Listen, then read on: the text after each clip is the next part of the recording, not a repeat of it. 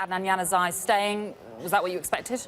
Yeah, absolutely. He's played the last couple of games. I think it's got to the point now where Januzaj has to prove himself. I thought that this season would be a really good one for him. I thought that Louis van Gaal coming in, he'd be his type of player, a winger, technical, gifted, showed glimpses last season of real fantastic performances. And I think you'll see him play quite a few games over this next few weeks, and Louis van Gaal will be finding out about him. I certainly didn't think they would allow him to go on loan to another club during this period now. What about Darren Fletcher, though? Interesting situation with him. I mean, does he need to leave Old Trafford to further his career, Gary? It's a difficult one. I mean, I think because Manchester United don't have too many midweek matches, I know they've got one this week, but generally they've only got Saturday.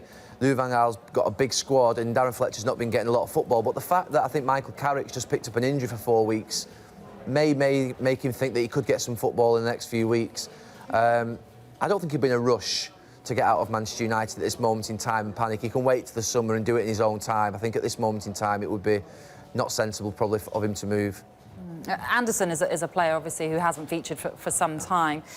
Is it a little bit of a disappointment that it didn't really work out for him? Because a lot was expected of him at Man United. Yes, and I think that there have been some really good performances, but again, not consistently, either through fitness, picked up a lot of injuries, but generally I think you'd have to say that he looked back at his Manchester United career with some level of disappointment. And I think having played with him, he's got an enormous amount of talent, and I think of some of the games, he played a couple of games at Anfield that I can remember, or against Liverpool, and had big matches. He was really capable of playing in the big matches and was a big game player, big game mentality, lots of skill, but never was fit enough, I felt, to be able to really do it consistently week in, week out in the Premier League, and that's a real shame, because that's when you have one of those players that you look back upon at the sort of end of their careers and think, could I have been that little bit more driven, determined? You know, he's got the talent, but he just lacked in those other areas, and he's been unfortunate with injuries. I'll give him that.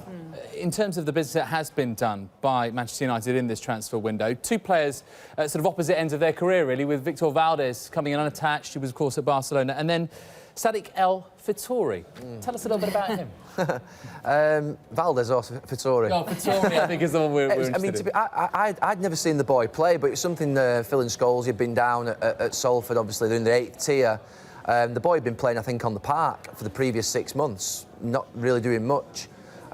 Came down to Salford, and Phil and Scholes, he really liked him straight away. Phil and Scholes then took over a match and gave him his debut and said straight away, this kid's got too much talent to be sort of disappearing out of the game. I suppose in some ways it's a little bit of a wake-up call for what actually happens when players disappear out of clubs at the age of 18, 19. He was at Manchester City, and not a lot of clubs want to take a risk on these players, and I have to say a lot disappear out of the game when they have got the talent, and it's something we've been saying for a long time. Is the pathway there, even for players who drop out of top clubs, to then be picked up by the likes of, I don't know, Stockport, Bury, Rochdale, Oldham, all the other clubs that are in the area, but it's not happening, and it's a real shame. The pathway clearly is there at Salford, isn't it, basically? But are they sort of almost going to become a little bit of a feeder club? He's definitely one for the future.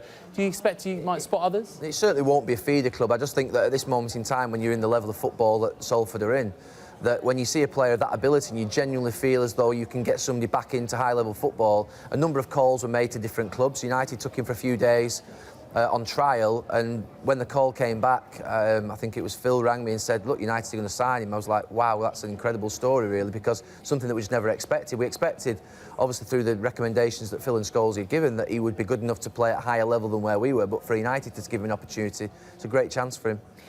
Is it also a signing that you would want him to, obviously, like for example, Dele Alli with Tottenham being linked with him, and part of that deal might be that he'll go back to the MK Dons to continue his sort of first-team experience. Is that something you think is vital for young players as well? I think it's important they play. I think we see that a lot with England, where you have these talented players who are sort of between the age of 19 and 21, 22, and they're almost 15th, 16th. You know they've got the talent to develop, and you know they've got, with the right and a fair wind and the opportunity given by a manager, but managers are under a lot of pressure to deliver, and they haven't got time for development of young players. They have to deliver now. I think that's one of the big problems that I think we find, that you have a lot of players who are talented, England under-21 players, squad players, who aren't playing regularly for the clubs.